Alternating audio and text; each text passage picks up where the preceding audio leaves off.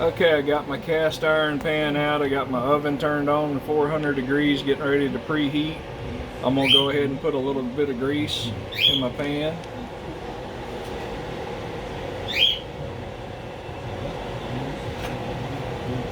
Let me go ahead and swirl it around, make sure the bottom's nice and greased.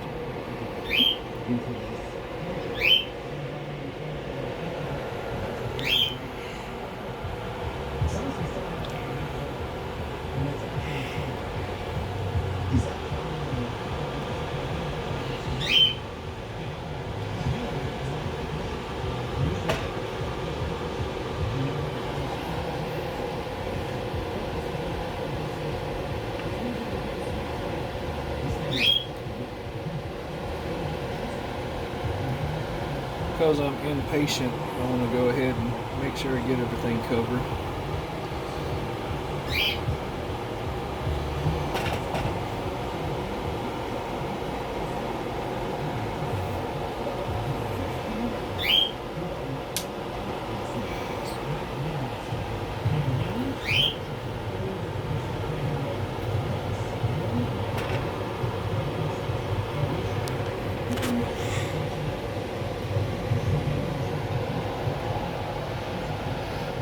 Okay, now that my pan is completely greased, I'm going to start with my biscuit making.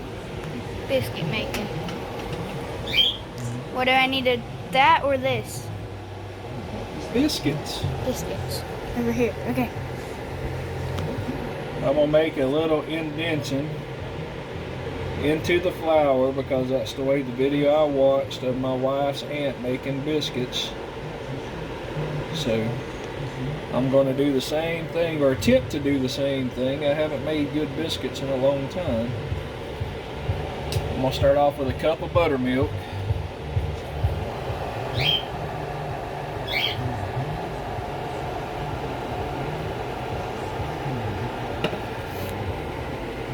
Then I'm going to do a half a cup of water.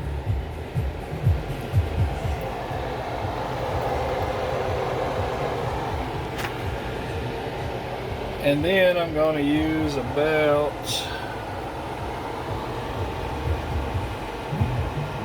a fourth cup of oil. I'll save me a little bit in the bottom.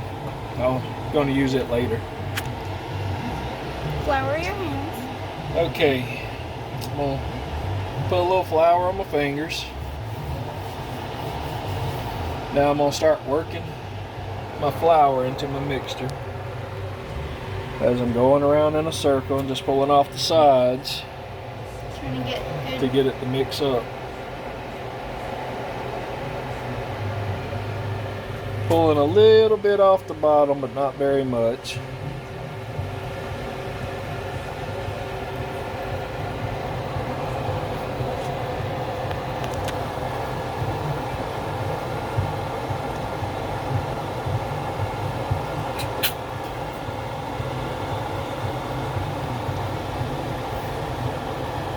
Keep working it around, just pulling off the edges until my mixture starts thickening up.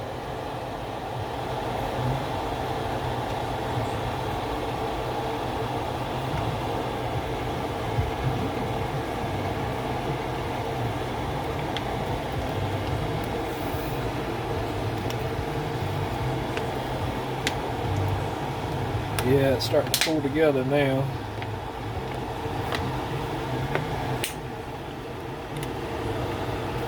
As you're working it around, the consistency gets thicker, and you notice it kind of stays together now.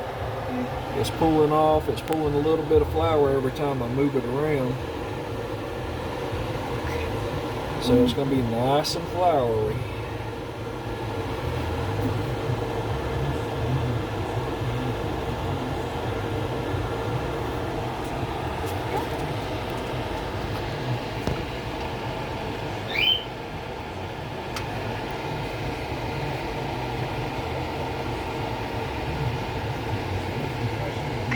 What I want to do is check and make sure that it's all pulling together now. Oh, that's nice. Okay, now I'm going to clean my fingers off a little bit. because dough is sticky. Are you gonna wash your hands? Some people wash their hands, some people don't. I myself prefer to wash my hands. Now that my hands are pretty well clean, I'm going to pull a little flour and I'm going to flour my hands once again. That way it doesn't stick as bad. And then I'm going to start just going in and pulling some off. Just roll it up, pat it out. Depends on how big you want to make them. That's how big you'll do your balls. And then I'm going to lay it in my greased pan. And each one is going to be a little different than the other. They're never going to be the same or identical.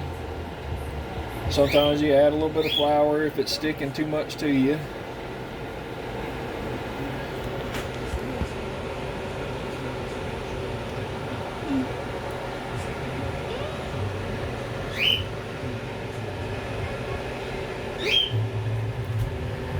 And they ain't got to be the prettiest in the world.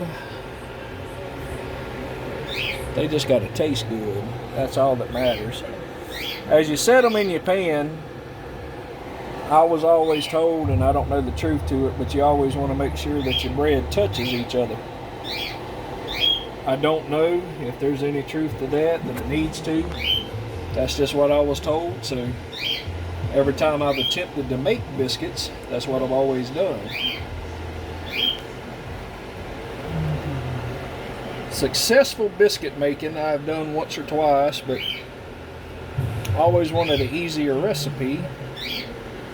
So luckily my wife's aunt reached out to her about a old-fashioned recipe that their grandmother used to make and their mama, so I was able to watch a video on it, and I was like, oh, that's pretty simple. I'm gonna do the same thing because I'm curious how good they're gonna taste, because I like good biscuits. Can I cut real quick to go get a hair tie? Now that all my biscuits are made, and of course I didn't have enough to fill up my whole pan, but that's okay. I'm just gonna take and dab a little bit of cooking oil on the top, and hopefully that'll get the effects of a full cook and help them brown better. Because you want a golden brown top and a little darker brown bottom. Okay, now I've preheated my oven to 400 degrees. I'm ready to go into the oven, so off we go.